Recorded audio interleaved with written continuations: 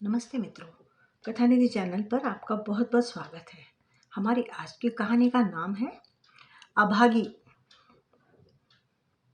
तो चलिए कहानी शुरू करते हैं। मित्रों, ये कहानी है सुजाता नाम की एक स्त्री की, जिसे जिंदगी भर प्रेम न मिला, जिसके 3 बच्चे होने के बावजूद भी अपने बुढ़ापे में वो अकेली थी।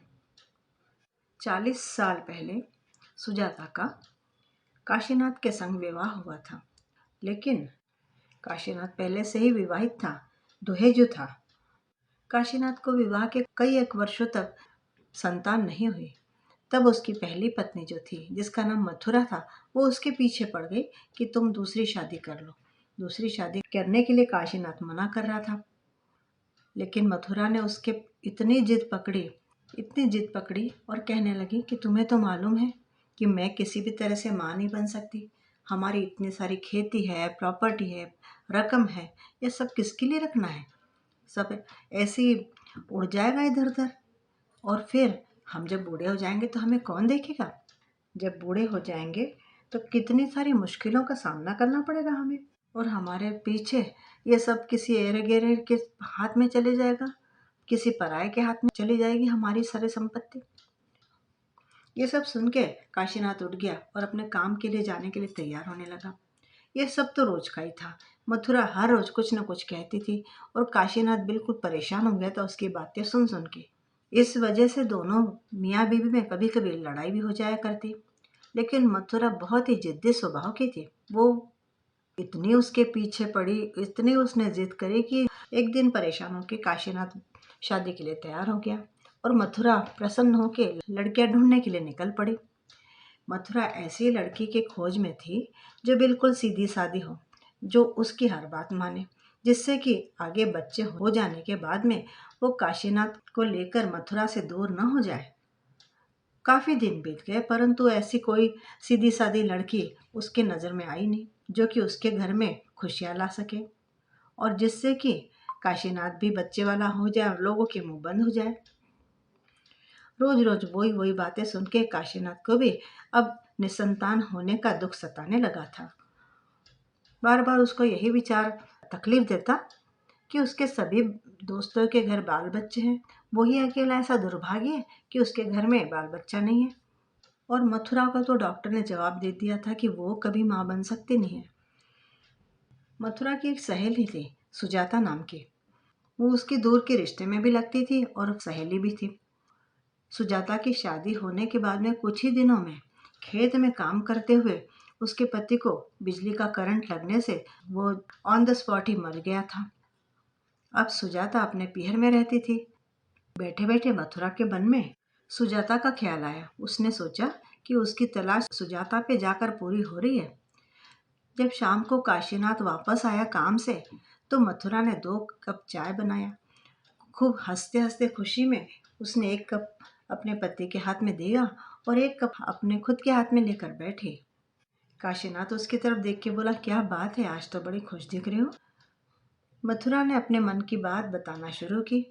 तुम्हें मालूम है ना, मेरी एक सहेली है सुजाता। हाँ, मैं जानता हूँ उसे क्या हो गया? अजी, उसे कुछ भी नहीं हुआ है। मैं ये सोच रही हूँ कि आपका रिश्ता उसके यहाँ भिजवाया क्या? उसके घर के लोग शायद इस शादी को हाँ बोल देंगे। काशीनाथ ने भी सोचा कि शायद मथुरा के कहने में कुछ बात है।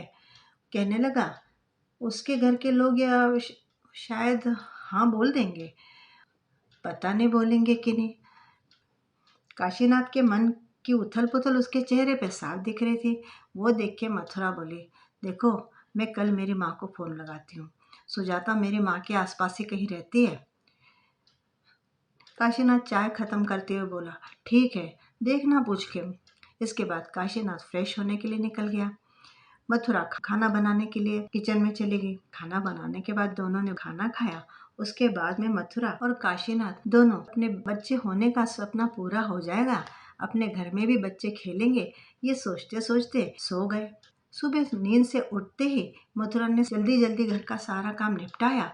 उसके बाद में अपनी माँ से फोन लगाया। फोन नहीं मिला तो वो खुद ही माँ को मिलने के लिए निकल पड़ी। माँ का घर थोड़ी दूर पर ही था, उनके गांव में ही। वहाँ माँ के साथ उसने थोड़ी इधर उधर की बातें करी। उसके बाद में माँ से पूछा, माँ सुजाता की शादी हो गई क्या? उसकी माँ बोली, नहीं बेटा, बेचारी ऐसी अभागी है कि पहली शादी होते कुछ समय में उसका आदमी जाता रहा और अब बैठी इधर मायके में, देख रहे हैं उसके लिए भी। उसके आगे माँ ने पूछा, पर तू क्यों पूछ रही है, तेरी तो सहेली है ना। मथुरा बोली, हाँ माँ, ऐसे ही पूछ रही हूँ, मेरी उससे बहुत दिनों में बात नहीं हुई है। उसकी माँ नाराज़ हो गई, तू कभी मिलने जाना उससे, तेरी सहेली थी ना वो बचपन की। फिर आगे बोली कि अरे सुजाता के लिए देख तो रहे, लेकिन देख सुजाता विधवा है, ऐसे अच्छी भली लड़कियों के लिए भी लड़के मिलना मुश्किल रहता है, तो वो विधवा के लिए कहाँ से मिलेगा लड़का, मुश्किल तो है। उसको तो दूल्हे जुआरी आ रहे जिनके बाल बच्चे हैं। तो मथुरा बोली, माँ तुम मुझे गलत मत समझना, मुझे तुमसे कोई बात करनी है। फिर थोड़ा रुकते रुकते बोली, माँ देखो हमारे तो बाल बच्चे हैं नहीं, और कमी तो मेरे में है, ये मुझे मालूम है, डॉक्टर ने बता दिया है। तो माँ क्या सुजाता का रिश्ता इनके साथ में करवाने के लिए तुम कुछ मदद करोगी, मेरी सहायता करोगी मेरी? उसकी माँ बड़ी गुस्सा हो गई, बोली, अरे तू क्या बोल रही है, होश में तो है तुम? तू समझती है कि पति का दूसरा विवाह होने का मतलब क्या रहता है? हाँ माँ, मुझे मालूम है मैं क्या कह रही हूँ, और तुम्हें मालूम है कि मैं कभी भी माँ बन सकती नहीं। मैंने इनसे बात की है, बड़ी मुश्किल से ये तैयार हो गए हैं। कहते कहते मथुरा जोर जोर से रोने लग गई। उसे रोते देखकर उसकी माँ की आंखों में भी आंसू आ गए।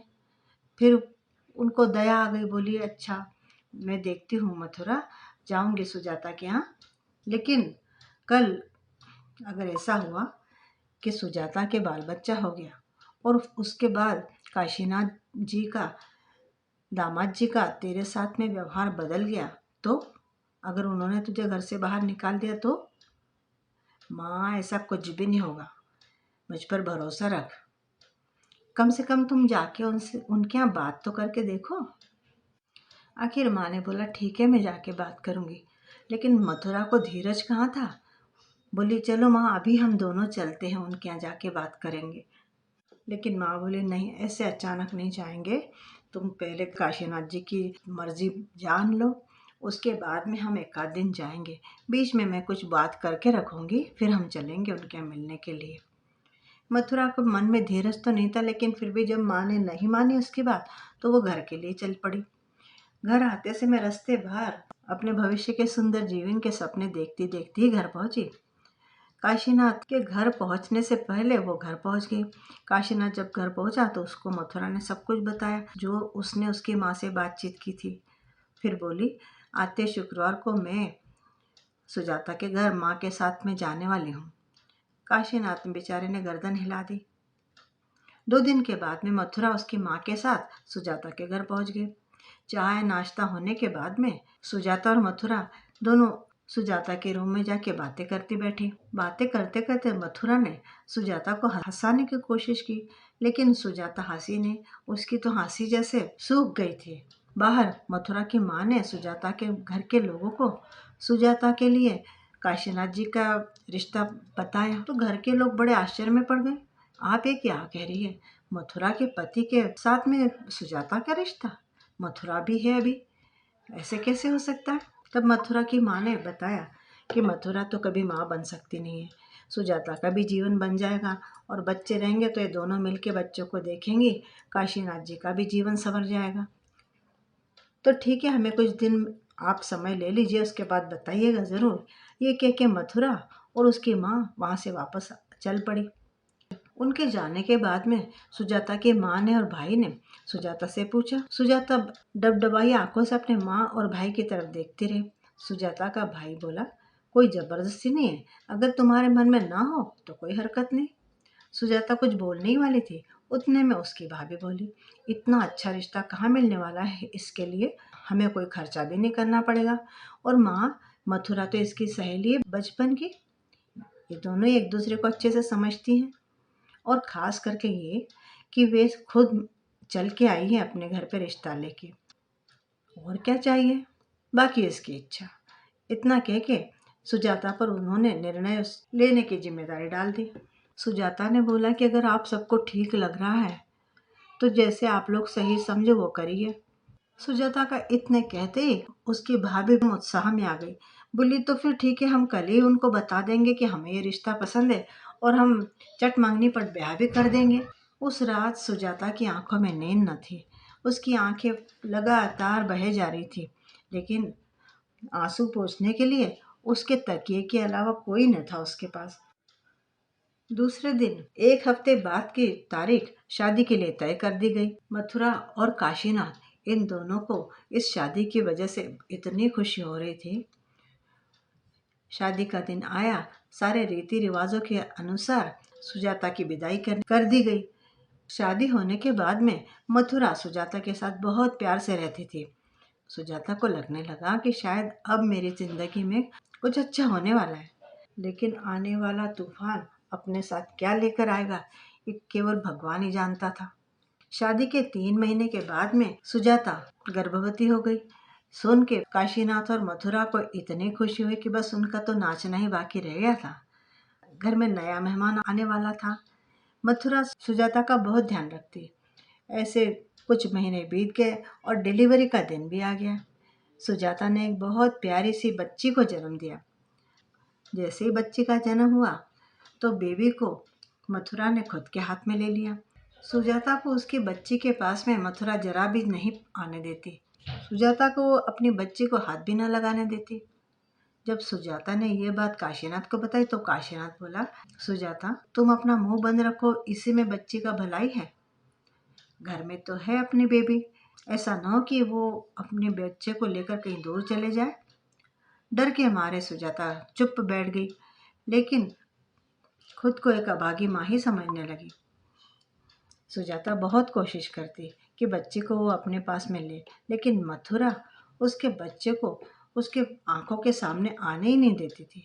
कभी कभार छुप छुपा के सुजाता अपनी बच्ची को देखती थी, उसको प्यार कर लेती थी, लेकिन जब अकेली होती तो अपने बदनसीबी पे रोया करती। वो अपना दुख किसको बताती? कोई भी तो ना था उसका जो कि उसका दुख समझ पाता। दूसरी बार फिर से सुजाता ने एक लड़की को ही जन्म दिया। अब उसे लगा कि एक बच्ची तो मथुरा के पास है, तो कम से कम दूसरी बच्ची तो उसके पास में वो रहने देगी, और अब वो अगर मुझसे बच्ची मांगेगी तो मैं एकदम मना कर दूंगी। उसने किया भी ऐसा, लेकिन सुजाता को ये मालूम नहीं था कि मथुरा उससे 2 कदम आगे चल रही है। शाम को जब काशीनाथ ड्यूटी से वापस आया तो मथुरा ने उसको खूब सच्ची झूठी सुनाई और उसको धमकी दे दी कि अगर दोनों बेटियों को उससे छीनने की कोशिश की तो वह जहर पी के जान दे देगी। सुनकर काशीनाथ डर गया और उसने हाथ जोड़ के सुजाता को विनती की कि बच्चियों को मथुरा के पास रहने दो। अगर मथुरा ने जहर खा के जान दे दी तो सारे गांव में हमारी चीतू हो जाएगी। हम किसी को मुंह दिखाने लायक भी नहीं रह जाएंगे। कम से कम ये तो सोचो कि दोनों बच्चे अपने घर में ही तो है। और सुजाता, तुम मथुरा को बहुत अच्छे से पहचानती हो, वो अपनी बात सच करने के लिए कुछ भी कर सकती है। जब काशीनाथ सुजाता के साथ ये सब बात कर रहा था तो मथुरा चुपचाप दरवाजे के पीछे खड़े होके सुने जा रही थी। उसने अचानक दरवाजा एक जोर के झटके के साथ खोला और बोली, अगर मेरी बच्चियां मुझे मिले नहीं ना तो मैं दोनों लड़कियों को भी मार डालूंगी और फिर खुद भी मर जाऊंगी। ये सब सुन के सुजाता और काशीनाथ इनके पांव से जमीन ही निकल गई। बेचारी सुजाता अपने बच्चों को अपनी गोद में लेने के लिए व्याकुल हो रही थी, लेकिन काशीनाथ ने बच्चे को उठाया, एक बार अपने सीने से खूब भींच के लगा लिया और उसके बाद में बच्चे को मथुरा के हाथ में दे दिया। सुजाता खून का घूंट पीकर रह गई। फिर एक बार मथुरा ने उसके मातृत्व को छीन लिया था। सुजाता उदास और चुप चुप रहने लगी। दूसरी तरफ मथुरा दोनों बच्चों को बड़े अच्छे से प्यार से संभाल रही थी। उनका लालन पालन बहुत अच्छी तरह से कर रही थी और जी जान से इस कोशिश में थी कि सुजाता बच्चियों से दूर ही रहे। बड़ी बेटी रमा अब 5 साल की हो गई थी और स्कूल जाने लगी थी। वो मथुरा को ही अपनी माँ समझती थी और छोटी गीता सुजाता को माँ कह के तो नहीं बुलाती थी, लेकिन कभी कभी उसकी तरफ देख के बड़ी प्यारी सी मुस्कुराती थी कि उस प्यार से हंसने से भी वो काफ़ी राहत मिलती थी। एक दिन गीता को उसने चुपचाप से इशारा करके अपने पास बुलाया और बड़े प्यार से उसके माथे का चुंबन लिया। फिर उसे खाने के लिए चॉकलेट दी और बोली, दोनों बहनें मिलके खाना। जब गीता ने पीछे मुड़ के देखा तो अचानक मथुरा को सामने देख के वो डर गई। फिर बोली, माँ, इन्होंने मुझे चॉकलेट दिया है। सुन के मथुरा ने गीता के गाल पे जोर से चांटा लगाया और बोली, कितनी बार बता रहे हैं, किसी का दिया हुआ कुछ भी खाना नहीं, लेना नहीं, और कभी तुमने चॉकलेट नहीं देखी है? जाओ अपने कमरे में। गीता रोते हुए अपने गाल मसलते मसलते अपने रूम में चली गई। मथुरा ने सुजाता को खूब सुनाई। इस तरह से रोज कुछ न कुछ हुआ करता, जिससे कि सुजाता को मथुरा का के गुस्से का शिकार होना पड़ता। समय बीतता जा रहा था। अब सुजाता तीसरी बार उम्मीद से थी।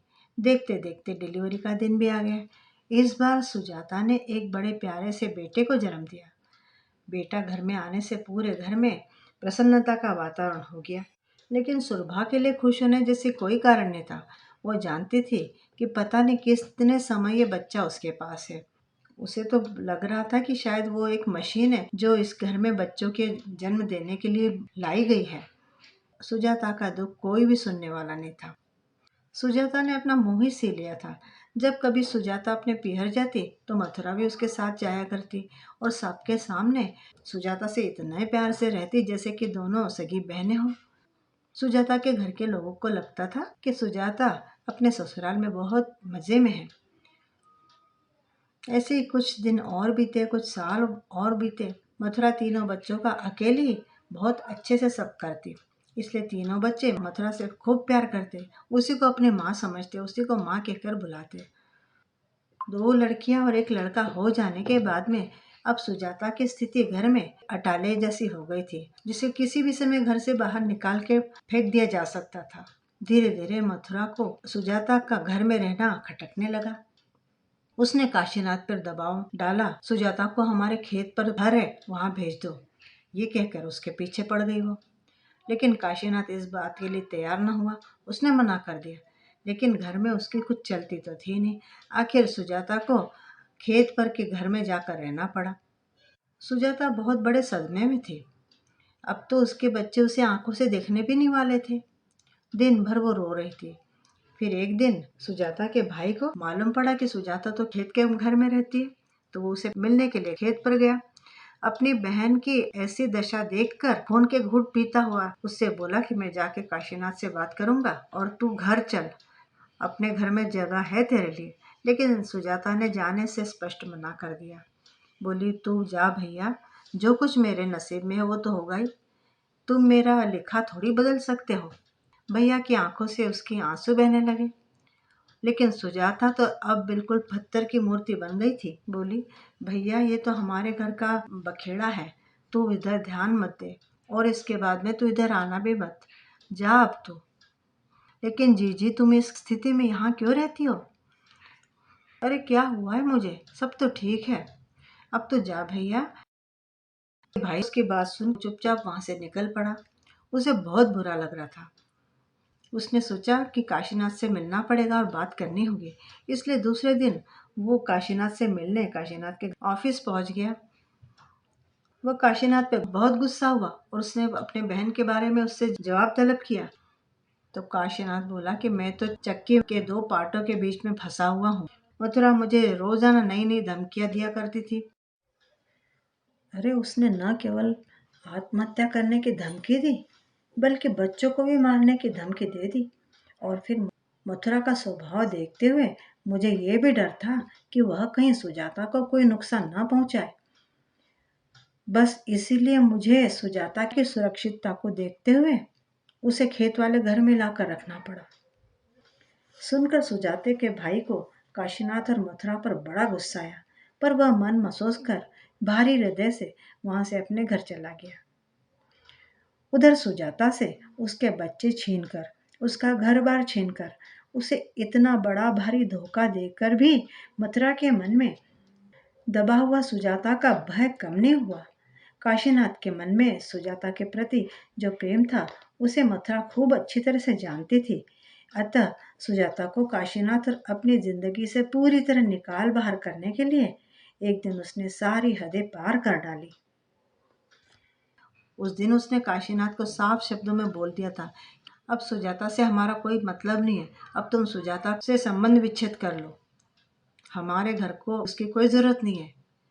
इसी वजह से घर में रोज़ झगड़ा हो रहा था। काशीनाथ संबंध विच्छेद के लिए तैयार नहीं था। वो साफ शब्दों में बोला, मथुरा, आज तक तुमने जो भी कहा मैंने सब माना, लेकिन अब और नहीं। मथुरा ने भी कोई कच्ची गोलियां तो खेली नहीं थी। वो सीधे तलाक के कागज लेके सुजाता के घर पहुंच गई, खेत वाले घर, और सीधे सीधे ही बोली, सुजाता, इन पेपर्स पे साइन करो। तुम्हें प्रॉपर्टी में जो कुछ चाहिए वो ले लो। सुजाता रोने लगी। अब कौन से कागज लेके आई हो मथुरा? मेरे पास है ही क्या? अब सब कुछ तो तुमने ले लिया मेरा। अब और क्या चाहिए? मैं तुम्हारा और काशीनाथ का संबंध विच्छेद चाहती हूँ। मैं तुम्हें अब और ज़्यादा सहन थोड़ी ना करूँगी। हो गया हमारा काम, इसलिए जल्दी से जल्दी इन पेपर्स पे साइन कर और मुझे दे। मुझे और भी काम है, जल्दी कर। सुजाता ने उसके हाथ से कागज़ और पेन ले ही लिया और उसके ऊपर अपनी सही कर दी, और फिर वो पेपर्स मथुरा के हाथ में देते हुए बोली, अब जाओ यहाँ से। तू मुझे क्या देगी? मेरे सबसे बड़ी प्रॉपर्टी तो तू खुद पहले ही छीन चुकी है। मुझे तेरी प्रॉपर्टी की कोई ज़रूरत नहीं है। खुद सोच के देख कि तूने क्या किया है मेरे साथ में आज तक, और मुझे दिया क्या है। मथुरा हंसती हंसती वो कागज़ लेके बाहर निकल गई। आज सुजाता अपना सब कुछ गंवा के बैठी थी, सब कुछ। वो कटे पेड़ की भांति पलंग पे गिर गई। उसके दिमाग ने काम करना बंद कर दिया था। आंखों में आंसू की धारा बह चली थी। उसका दिल जार जार रो रहा था। उसका मन कह रहा था कि चिल्ला चिल्ला पूरी दुनिया को सब कुछ बताऊं। वो रोती जा रही थी, रोती जा रही थी, लेकिन उसके आंसू पोंछने के लिए कोई नहीं था। इधर घर आके मथुरा ने संबंध विच्छेद के कागज काशीनाथ को बताए और बोली, इसके बाद आगे से तुम सुजाता को मिलने कभी भी नहीं जाओगे, क्योंकि उसने संबंध विच्छेद के कागजों पर साइन कर दी है। काशीनाथ आश्चर्यचकित होकर पूछने लगा, ये क्या मथुरा? ये तूने अच्छा नहीं किया। मैंने सोचा भी नहीं था कि तू ऐसा कुछ करेगी। क्या जरूरत थी ये सब करने की? वो तो बेचारी वैसे ही अलग उस खेत के मकान में पड़ी है। काशीनाथ को इतना बुरा लग रहा था कि जिसकी हद नहीं। मथुरा बोली, बस जितनी जरूरत थी उतना काम निकल गया है। मैं इससे ज्यादा सुजाता के साथ तुमको बांट नहीं सकती हूँ। तुम केवल मेरे हो, बस।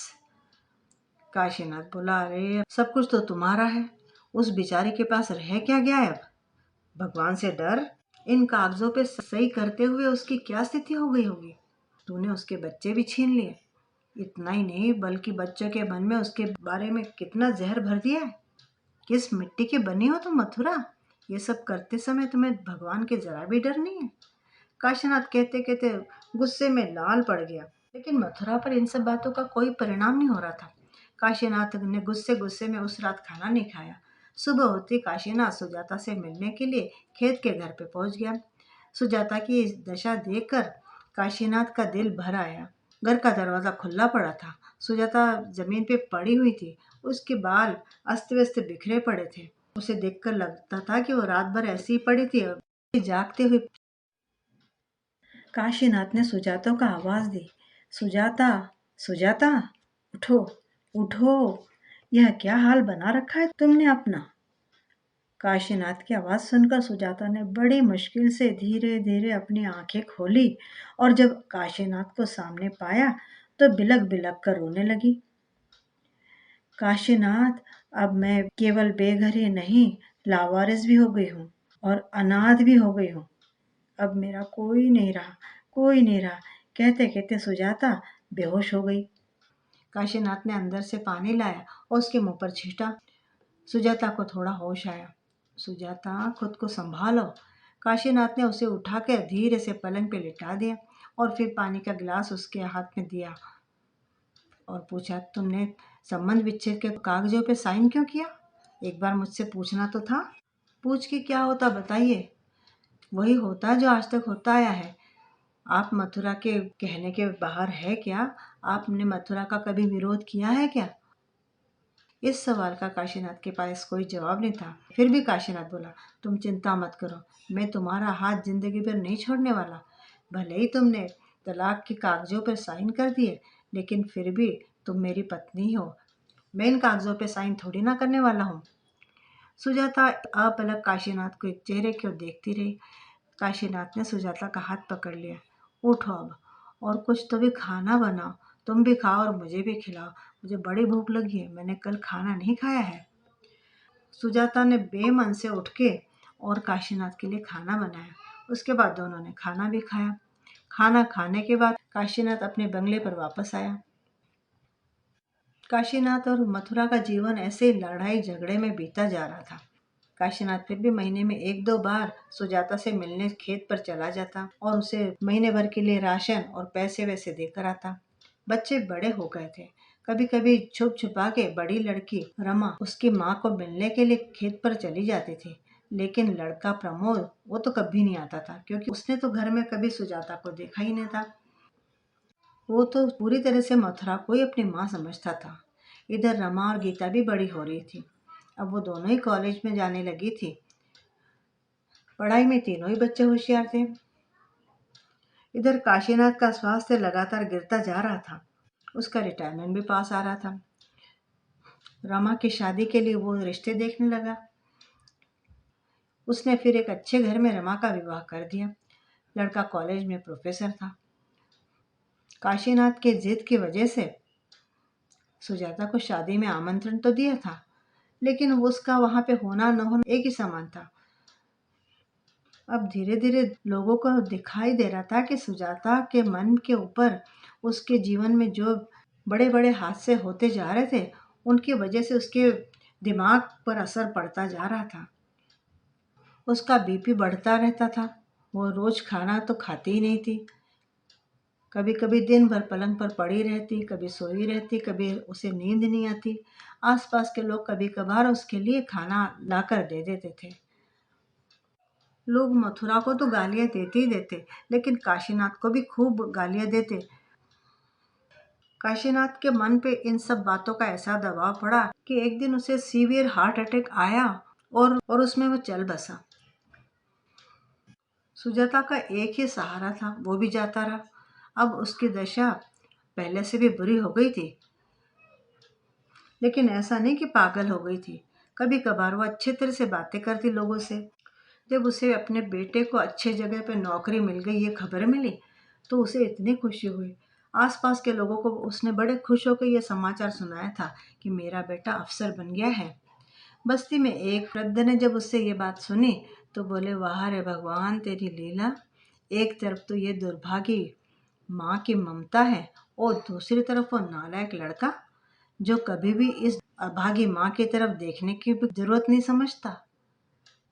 काशीनाथ के निधन के बाद 2 साल बाद में गीता और प्रमोद की भी शादी हो गई। गीता कॉलेज में जॉब भी करती थी प्रोफेसर के तौर पे। जब ये लड़कियां अपने पीहर आती मथुरा के यहाँ, तब वे छुप छुपा के किसी न किसी तरह से सुजाता से मिलकर आती। जब प्रमोद को और मथुरा को ये बात मालूम हुई कि ये लोग छुप छुपा के उसको मिलने जाती है, तो मथुरा ने और प्रमोद ने दोनों ने उन दोनों को धमका दिया कि इसके आगे सुजाता से मिलने को नहीं जाना है। मथुरा ने खूब गालियां दी। इसके बाद कभी भी लड़कियों ने सुजाता से मिलने जाने का साहस नहीं किया। एक दिन रास्ते में चलते हुए सुजाता के बीपी ऐसा बढ़ा कि वो चलते चलते चक्कर आके गिर पड़ी। लोगों ने उसे हॉस्पिटल में एडमिट किया और उसके बेटे को संदेश भेजा कि तेरी माँ हॉस्पिटल में है, लेकिन लड़के ने वहां जाने से मना कर दिया, ये कह के कि उसकी माँ तो घर में बैठी हुई है, मथुरा है उसकी माँ। सुजाता को देखने वाला कोई भी न था हॉस्पिटल में, और ना ही उसके पास में अब पैसे थे। जब तक काशीनाथ था तो उसे पैसे दिया करता था। अब तो वो रहा नहीं, उसको जाकर भी 3-4 साल हो गए थे। तो अब रखा हुआ पैसा भी सुजाता का सारा खत्म हो चुका था। सुजाता का बीपी इतना बढ़ा कि वो अपना होश खो बैठी। अब उसे अपने आसपास क्या है, क्या चल रहा है, कुछ भी ध्यान न रहता। वो हॉस्पिटल के बाहर एक बेंच पे अकेली बैठी थी और अपने आप से बात कर रही थी। सुबह से शाम भी हो गई। वहीं बैठे बैठे उसने कपड़ों में मलमूत्र भी कर दिया। इसकी वजह से उसके आसपास मक्खियां भिनभिना रही थी। आने जाने वाले लोग उसके पास से निकलते हुए नाक पर रुमाल रख निकल रहे थे। ऐसे ही वहां बैठे बैठे सुजाता को 3 दिन हो गए। आखिर एक आदमी को उसकी दया आ गई। उसने सुजाता से बात करने की कोशिश की, लेकिन सुजाता को तो अब अपने दिमाग पर से कंट्रोल ही उठ गया था। उसने उसकी किसी भी बात का जवाब नहीं दिया। तो उस आदमी ने एक वृद्धाश्रम का नंबर डायल करके वहाँ के लोगों को बुलाया, सुजाता के बारे में सारी जानकारी बताई तो कुछ ही देर में वृद्धाश्रम के लोग आ गए। उन्होंने भी सुजाता के साथ बात करने की तो कोशिश की, लेकिन सुजाता ने उन्हें भी कोई जवाब नहीं दिया, बल्कि अपने आप से ही बड़बड़ाते रहे। उन लोगों ने उसे खाने के लिए एक बिस्किट का पैकेट उसके हाथ में दिया। वो बिस्किट का पैकेट देख के सुजाता को अपने बच्चों की याद आ गई। उसे लगा उसके बच्चे अभी भी छोटे छोटे ही हैं। वृद्धाश्रम से जो लोग आए थे उनमें एक लड़का जिसका नाम महेश था, वो बोला कि माँ, मैंने पूछा है, तुम्हारे बच्चे बिल्कुल ठीक है, मैंने बात की उनसे फोन पे, और अब तुम्हारे बच्चे छोटे थोड़ी हैं, बड़े हो गए हैं।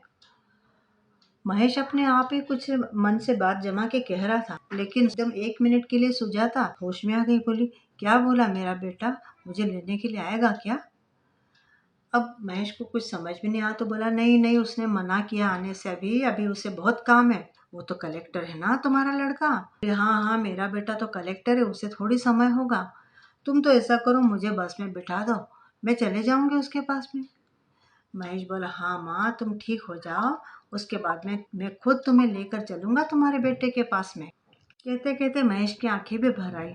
सोचने लगा कि जब बच्चे होते हुए भी इस बेचारी की क्या हालत हो गई है, और इससे बढ़कर तो यह है कि इसके बच्चे कितने बदनसीब है कि खुद की माँ होते हुए भी वे अपनी माँ से दूर है, जिन्हें अपने माँ के प्यार की कद्र नहीं है। सुजाता अपने आप से ही बोले जा रही थी। अचानक ही सुजाता महेश के ऊपर चिल्लाने लगी, तू तू मार देगा मेरे बच्चों को, तू मार देगा मेरे बच्चों। रोते रोते वो महेश को गालियां देने लगी। महेश ने बड़े प्यार से फिर भी उसको बोला, नहीं माँ, मैंने तुम्हारे बच्चों को नहीं मारा, अब तो तुम्हारे बच्चे बड़े हो गए हैं, देखो तुम ठीक हो जाओगी ना तो मैं तुमको उनसे मिलाने के लिए ले चलूंगा, तुमसे उनकी मुलाकात जरूर करवाऊंगा। सुन के फिर से सुजाता थोड़ी देर शांत हो गई और महेश से बोली, चलो मुझे जल्दी ले चलो। अब वृद्धाश्रम वाली सारी टीम सुजाता को गाड़ी में बिठाकर ले चली और उसे वृद्धाश्रम में ले गए। वृद्धाश्रम में ले जाकर सुजाता को पहले नहलाया गया, फिर साफ सुथरे कपड़े पहनाए गए। उसके बाद में जब डॉक्टर ने उसको चेक किया तो बताया इसे मेंटल शॉक लगा हुआ है, दिमागी धक्का सदमा बैठा हुआ है, जिसका असर इनके दिमाग पर हो गया है, और शायद इसी वजह से इनकी जीने की इच्छा भी खत्म हो गई है। कुछ दवाइयाँ भी लिख दी उन्होंने, और फिर बताया कि इन्हें अच्छे वातावरण में और अच्छे लोगों के बीच में रहने की बहुत ज़्यादा आवश्यकता है। सुजाता को इंजेक्शन दिया गया, उसके बाद उसे, जिससे कि वो अच्छी तरह से नींद ले सके। 1 सप्ताह तक हॉस्पिटल में रहने के बाद में सुजाता की तबीयत में काफ़ी सुधार हो गया था। अब उसे हॉस्पिटल से छुट्टी दे दी गई। हॉस्पिटल से निकलने के बाद में उसे वृद्धाश्रम में लाया गया। उधर आश्रम में अपने परिवारों से त्रस्त होकर आए हुए काफ़ी लोग थे। सुजाता को दवाई दी गई थी, इसलिए उस रात भी उसे अच्छी नींद लगी। सुबह जब सोकर उठी तो अपने आप को अजनबी लोगों के बीच में अनजान जगह पर पाकर वो डर गई और भगवान से प्रार्थना करने लगी। कुछ समय में आश्रम के सभी लोग जाग गए। सबको चाय नाश्ता मिला। महेश सुजाता के लिए खुद अपने हाथ में चाय और नाश्ता लेकर आया और बड़े प्यार से बोला, लो माँ, नाश्ता कर लो, चाय भी पी लो। कहते हुए वो सुजाता के पास में बैठ गया। सुजाता चुपचाप नाश्ता करके फिर चाय पीने लगी। उसकी अब शारीरिक अवस्था ठीक थी और उसे काफ़ी कुछ ठीक से याद भी आ रहा था। जब उसकी स्थिति कुछ ठीक से बताने लायक हुई तब महेश ने उसे पूछा कि माँ, तुम्हारे घर में कौन कौन है? सुजाता ने बताया, सब है मेरे घर में, मेरे 3 बच्चे हैं, 2 लड़कियां हैं, एक लड़का है, लेकिन एक दुष्ट स्त्री ने मेरे बच्चों को मुझसे छीन लिया है, बहुत भयंकर है वो। ये बोलते बोलते सुजाता खूब जोर जोर से रोने लगी। महेश ने सुजाता को शांत किया, थोड़ी देर उसके साथ में बैठ के उससे बात करी, फिर वहां से चला गया। अब ये रोज का रूटीन हो गया महेश का। वो रोज सुजाता से मिलने आया करता, उसका बहुत ध्यान रखता। सुजाता को तो लोग जानते ही थे गांव में सभी। तो आश्रम के लोगों ने सुजाता के लड़के को संदेश भिजवाया, लेकिन वो आया ही नहीं। उसकी लड़कियां इस समय बहुत दूर हिमाचल प्रदेश में रह रही थी। आखिर एक दिन वृद्धाश्रम के लोग खुद ही सुजाता को लेकर उस मथुरा के बंगले पे पहुंच गए, लेकिन लड़के ने सुजाता को पहचानने से इनकार कर दिया। बोला, ये मेरी माँ नहीं है, मेरी माँ तो है घर में, मथुरा है उनका नाम, मैं इस स्त्री को नहीं पहचानता, आप लोग जा सकते हैं। प्रमोद की बातें सुनकर सुजाता की आंखों से फिर आंसू बहने लगे। उसे लगा कि आज उसकी ममता वाकई में मर चुकी है। महेश ने प्रमोद को समझाने का खूब कोशिश किया। बोला, तुम्हारे पिता ने इनके साथ शादी की है। लेकिन प्रमोद पर किसी भी बात का कोई असर नहीं पड़ रहा था। वो बोला, इनका तो तलाक हो चुका है, हमारे घर में इस बात का सबूत भी है। मेरी माँ अभी अगर आप कहो तो वो कागजात भी दिखा देगी। अगर इसे हमारी चिंता होती तो क्या ये हमारे पिता को तलाक दे के चले जाती? हमें इसने संभाला थोड़ी ना है, हमें तो हमारी माँ ने संभाला है। ये तो अपनी जिम्मेदारी से हाथ झटक के दूर हो गई। जिस माँ ने हमें पाला पोसा, हमें बड़ा किया, वो ही हमारी माँ है। उसका नाम मथुरा है। अब आप लोग तुरंत इसको लेके यहाँ से निकल जाइए। ये स्त्री किसी की माँ हो ही नहीं सकती। सुजाता अपने बेटे के मुंह से ये सब सुन रही थी तो उसे लग रहा था कि उसके कान फट रहे हैं। उसके कानों में किसी ने कोई पिघला शीशा उड़ेल रहा है। मथुरा ने कितना जहर भर दिया मेरे बच्चों के मन में मेरे बारे में। तमाशा देखने के लिए गांव के सभी लोग मथुरा के बंगले के आसपास जमा हो गए थे। वे लोग भी प्रमोद को समझाने की कोशिश कर रहे थे, लेकिन प्रमोद किसी का भी सुनने के लिए तैयार नहीं था। इतने में सुजाता आगे बढ़ी और महेश का हाथ पकड़ के बोली, चल बेटा, अब मुझसे सहन नहीं हो रहा है। आश्रम के लोग और महेश सुजाता को लेकर वापस आश्रम पहुंच गए। गांव में ही एक व्यक्ति महेश से बोला उस समय कि बेटा, ये स्त्री बहुत अच्छी है, इसका बहुत ध्यान रखना। पता नहीं किस जन्म के पापों की सजा ये भुगत रही है, या भगवान इसे पता नहीं इसके कौन से कर्मों की सजा दे रहा है। बेचारी माँ होने के बाद भी माँ नहीं है। कहते कहते उस वृद्ध की आंखों से भी आंसू बहने लगे। महेश ने उस वृद्ध की पीठ पर धीरे से सहलाया और जाकर गाड़ी में बैठ गया। सब लोग वापस आश्रम में पहुंच गए। अब सुजाता एकदम शांत शांत चुप चुप रहती थी। ना किसी से कोई कंप्लेंट, ना कुछ। बस पूरे समय में भगवान का नाम जपा करती, अकेले में बैठी हुई रोया करती। ज्यादा रोने की वजह से उसकी आंखें खराब होने लगी। अब वो महेश से और बाकी लोगों से भी ठीक ठाक से बातें कर लेती, लेकिन भगवान को ये देखा न गया। एक दिन अचानक ही सुजाता को हार्ट अटैक का जोरदार झटका आया। तुरंत ही उसे हॉस्पिटल में ले गए। वहाँ डॉक्टर ने यही बताया कि लगातार सोचने की वजह से इनका बीपी बढ़ गया और उसके हार्ट को प्रभावित किया है। अब इनकी तबीयत का कुछ भरोसा नहीं है। अब अगर इनका कोई पहचान का हो, परिवार का हो, तो उन्हें संदेश भेज दीजिए। इनकी अवस्था ऐसे नहीं कि जल्दी अच्छी हो जाएगी। लेकिन कुछ दिनों के बाद में हॉस्पिटल से सुजाता को छुट्टी मिल गई। अगले दिन जब सुजाता को महेश दवा दे रहा था तो बोली, बेटा, मेरी इच्छा है कि मेरा अंतिम संस्कार मेरे ससुराल के गांव में हो। तू इतना एहसान करेगा क्या मुझ पे? माँ, तुम ठीक हो जाओगी, ऐसा मत बोलो।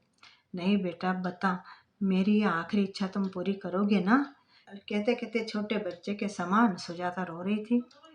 महेश ने खूब कोशिश की और फिर उसे किसी तरह से समझाया, लेकिन कुछ ही दिनों के बाद में सुजाता को दोबारा हार्ट अटैक का जोरदार झटका आया, जिसमें उसको लकवा हो गया। फिर उसे हॉस्पिटल में ले जाया गया, लेकिन वहां पर डॉक्टर ने उसे मृत घोषित कर दिया। अब महेश के सामने सुजाता की आखिरी इच्छा पूरी करने की जिम्मेदारी थी। उसने गांव के लोगों से संपर्क किया, साथ ही सुजाता की जो आखिरी इच्छा थी उसके बारे में भी उन लोगों को बताया। तो वहां के पंचों ने कहा कि कोई बात नहीं है, सुजाता को हम पहचानते हैं, तुम उसके शव को यहाँ ले आओ गांव में। उसके बाद में पूरे धार्मिक विधि विधान के साथ में सुजाता के अंतिम संस्कार किया गया। महेश ने सुजाता का अंतिम संस्कार किया। आश्रम के कुछ लोग वहां उपस्थित थे। चिता की आग की लपटें आसमान को छू रही थी। देखने वालों को ऐसे ही लग रहा था जैसे सुजाता खड़ी होकर अपने बच्चों को अपनी तरफ बुला रही है। और वहां जितने लोग थे वो ये भी आपस में बातें कर रहे थे कि उन लपटों में उन्हें जैसे सुजाता दिखाई दी, जो अपनी सौत मथुरा को खूब बद्दुआ दे रही थी। स्मशान से आते हुए लोग मथुरा को गालियां दे रहे थे और सुजाता के गुणों की तारीफ करते जा रहे थे। बेचारी सुजाता, उसे अपने बच्चों को जिंदा रखने के लिए अपने अंदर की माँ की ममता का गला घोटना पड़ा था। धीरे धीरे चिता की आग ठंडी हो गई। एक अभागिनी माँ इस दुनिया से चल बसी थी।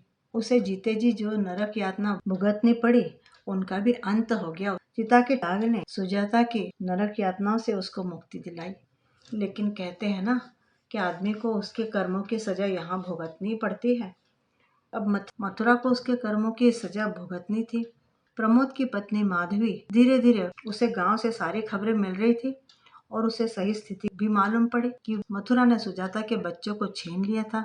सारी ही बातें गांव में सब लोग जानते थे। माधवी को एक एक बात पता चल रही थी कि कैसे प्रमोद की सौतेली माँ ने उसकी सगी माँ पर कितना अत्याचार किया। सुजाता की मृत्यु के बाद में पूरे गांव में थू थू हो रही थी मथुरा के नाम से। गांव की औरतों ने माधवी को मथुरा के बारे में सारी बातें बता दी कि कैसे मथुरा ने एक माँ की ममता का गला घोंट दिया, उससे उसके बच्चों को छीन कर, केवल बच्चे ही नहीं छीना बल्कि उसका पति उससे छीना, उसकी जायदाद छीनी, यहाँ तक कि वो बेचारी पागल हो गई थी अपने बच्चों के गम में। माधवी ने अपने पूरी जिंदगी में इतनी नीच स्त्री कभी देखी नहीं थी। जबकि माधवी का पति प्रमोद तो मथुरा को देवी समझता था। लेकिन अब माधवी ने मन ही मन कुछ तय कर लिया था। अभी घर की चाबियां, घर के सारे निर्णय मथुरा ही लिया करती थी। पहले तो माधवी ने सोचा कि यह सब कुछ मथुरा के हाथ से अपने हाथ में लेना है। उस दिन उसने प्रमोद को धीरे धीरे सताना शुरू किया। बोली, देखो, माँ की उम्र हो गई है, कितने साल वह करेगी और घर की जिम्मेदारी कितने सालों तक संभालेगी। अब उन्हें आराम की ज़रूरत है, पूजा पाठ करने की ज़रूरत है। उनकी सारी ज़िंदगी निकल गई यहाँ घर की जिम्मेदारियाँ संभालते संभालते। बस अब बहुत हो गया, अब मैं आ गई हूँ, अब सारी जिम्मेदारियाँ मैं संभाल लूँगी और माँ केवल आराम करेंगी। प्रमोद को ये बात सुन के बहुत अच्छा लगा। उसने ये बात मथुरा को बताई। मथुरा ने सोचा मन ही मन कि वाकई उसे तो बड़ी अच्छी बहू मिली है, वो उसका कितना ध्यान रखती है। उसने प्रसन्न होकर माधवी के हाथ में सारे घर की जिम्मेदारियां दे दी। माधवी के हाथ में जैसे ही तिजोरी की चाबी आ गई तो वो बड़ी खुश हो गई। वैसे माधवी एक पढ़ी लिखी और होशियार लड़की थी। कुछ दिनों तक तो वो मथुरा के साथ में बहुत अच्छी तरह से व्यवहार करती रही, लेकिन धीरे धीरे उसने भी अपना रंग दिखाना शुरू कर दिया। प्रमोद के सामने वो मथुरा की बहुत ध्यान रखती, लेकिन जैसे प्रमोद घर से बाहर निकलता तो वो मथुरा को एक गिलास पानी तक के लिए भी तरसा देती। अब उसने मथुरा को रसोई में जाने से साफ मना कर दिया था। माधवी खुद अपने हाथ से मथुरा के लिए एक थाली में कुछ खाना लेकर देती। कई बार मथुरा के सामने प्रमोद और माधवी अच्छे पकवान बनाकर भी खाते, लेकिन मथुरा को ये कहकर नहीं देती माधवी कि नहीं, इनकी तबीयत के लिए ये सब ठीक नहीं है। प्रमोद को भी लगता कि वाकई माधवी का कहना सही है, कितना ध्यान रखती है माँ का। मथुरा सुनती और चुपचाप खून के आंसू रोती हुई बैठ जाती। आखिर वो अपना दुख किसको बताती? प्रमोद को ही ना। लेकिन प्रमोद तो यह सोचता था कि माधवी माँ का बहुत ध्यान रखती है। मथुरा को वाकई अब कोई उसके बराबरी का टक्कर देने वाला मिल गया था। एक दिन माधवी का 4 साल का लड़का मथुरा के पलंग पे खेल रहा था। खेलते खेलते वो पलंग से नीचे गिर गया। माधवी दौड़ते दौड़ते आई उसका रोना सुन के, तो मथुरा उसको उठा के गोद में लेने ही वाली थी। इतने में माधवी ने उसको उठा लिया और जोर जोर से रोने लगी। प्रमोद उस समय घर में ही था। शोर सुन के वो भी उस रूम में आ गया। जब उसने पूछा माधवी से तो माधवी बोली, देखो प्रमोद, माँ ने जानबूझ के मेरे बच्चे को उनके पलंग से नीचे गिरा दिया। मैं अब इनके साथ में इस घर में नहीं रहूंगी। इस घर में या तो ये रह ले या मैं रहूं, निर्णय तुम्हारा है। मैं तो मेरे बच्चों को लेके मेरे पियर जा रही हूँ, तुम सोच लो, उसके बाद में मुझे बुलाना। माधवी की बात सुन के प्रमोद डर गया। माधवी, ये क्या कह रही हो? माँ अपने बच्चे को जानबूझ के गिराती है क्या? माधवी चिल्ला पड़ी, मतलब तुम्हारा ये कहना है कि मैं झूठ बोल रही हूँ? मैंने अपनी आंखों से देखा है। इतना कह के माधवी अपने बच्चे को उठा के अपने रूम में पहुंच गई। बहू के मुंह से ये अपने ऊपर लगा हुआ आरोप सुन के मथुरा के पांव के नीचे जमीन खसक गई। वो घबरा के प्रमोद से बोलने लगी, बेटा, मैंने उसे जानबूझ के गिराया थोड़ी ना, वो तो खेल रहा था, खुद के खुद गिर पड़ा। प्रमोद सुनकर बड़ा गुस्सा हो गया। बोला, लेकिन माँ, था तो वो तुम्हारे पास ना, तुमने उसका ध्यान क्यों नहीं रखा?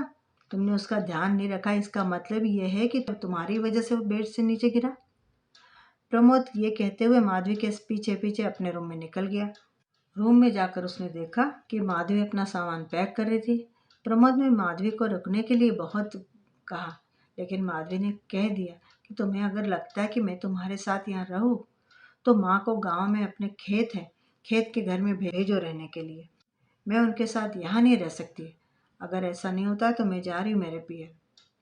प्रमोद ने माधवी को काफी समझाने की कोशिश की, लेकिन माधवी उसकी एक भी बात सुनने को तैयार नहीं थी। आखिर प्रमोद ने माधवी का कहना मान लिया और मथुरा के रूम में गया। बोला, माँ, मैं तुम्हारे लिए अपना घर तो नहीं तोड़ सकता, तुम अपना सामान बांधो, आज से तुम गांव में जो खेत है, खेत के घर में रहोगी। इतना कह के प्रमोद मथुरा की कोई भी बात सुने बिना चुपचाप बाहर निकल आया। मथुरा ने जब सुना तो भौचक रह गई। उसका अपनी आंखों पे विश्वास नहीं बैठ रहा था कि उसका अपना बेटा, जो उसे अब देवी समझता था, उसे इस तरह से कह सकता है और उसे घर से निकल जाने के लिए कह सकता है। मथुरा की आंखों के आगे अंधेरा छा गया। उसकी आंखों से आंसू बहने लगे। आज उसके सामने उसके कर्म आकर खड़े हो गए थे। कैसे उसने सुजाता से उसके बच्चे छीन लिए थे, कैसे उसने उसे घर से बाहर निकाल दिया था। जो कुछ उसने सुजाता के साथ किया, आज उसके सामने खड़ा था वही। मथुरा खूब देर तक रोती रही। अब उसके आगे घर छोड़ने के सिवा दूसरा कोई रास्ता नहीं था। आखिर उसने अपना सामान बांधा और किसी को कुछ भी बताए बिना घर से निकल गई। उसी जगह उसी घर में पहुंची जहां उसने सुजाता को भेजा था। कितने घंटों मथुरा अपने बुरे कर्मों की याद निकाल निकाल के रो रही थी। धीरे धीरे उसने घर में थोड़ा बहुत काम करना शुरू किया। खुद के लिए थोड़ा सा खाना बनाया, लेकिन उससे कुछ खाया नहीं गया। मथुरा को अब उस घर में आके काफी दिन हो गए थे। आसपास के लोग उसके साथ में बात नहीं करते। सभी लोग मथुरा को पहचानते थे। मथुरा का मुंह देखते सब लोग मुंह बिगाड़ के वहां से निकल जाते। सबकी नजरों में मथुरा एक पापी स्त्री थी। लोगों ने मथुरा के घर से दूर से ही कन्नी काटना शुरू कर दिया। माधवी ने प्रमोद के मन में मथुरा के विरुद्ध ऐसा जहर घोला कि प्रमोद को यह बात समझ में आ गई कि वाकई मथुरा उसकी सौतेली माँ थी, सगी माँ नहीं। और सौतेली तो सौतेली ही रहती है। वो अपनी सोच से क्या ठीक रह सकती थी? प्रमोद तो कच्चे कान का था। जब मथुरा सुजाता के बारे में झूठ बोलती तो वो उसे सच ही समझता था। उसने सच जानने की कभी कोशिश नहीं की थी। अब उसकी पत्नी माधवी ने मथुरा के बारे में उसके कानों में जो जहर भरना शुरू किया तो उसे वो भी सच ही लग रहा था। इसलिए वो मथुरा से मिलने कभी गया ही नहीं। मथुरा रोज प्रमोद की राह देखती, लेकिन सुबह से शाम हो जाती पर प्रमोद नहीं आता। जैसे जैसे दिन बीत रहे थे, मथुरा की आशा क्षीण होती जा रही थी। वह बिस्तर पर पड़ी पड़ी आंसू बहाया करती। लोगों की नजरों ने तो उसे पापिन करार दे ही दिया था। उसकी अपनी अंतरात्मा भी उसे उसके पापों की याद दिलाकर धिक्कारती और अब उसे रात के अंधेरे में तरह तरह के डरावने आभास होने लगे। वह शाम होते ही बेचैन हो जाती और फिर डर के मारे सिर तक चादर ओढ़कर बिस्तर में जागती हुई सारी रात बिता देती। जब सुजाता उस घर में थी तो लोग उसका ध्यान रखते, उसे खाना पहुंचाते, लेकिन मथुरा के लिए कोई पूछने वाला न था। मथुरा 2-4 दिन में कुछ बनाती और धीरे धीरे थोड़ा बहुत खा लेती। अब उसकी भी जीने की इच्छा खत्म हो गई थी। लेकिन मृत्यु ऐसे मांगने से मिल थोड़ी जाता है। अकेले रह रहने के मथुरा का मन घबरा था।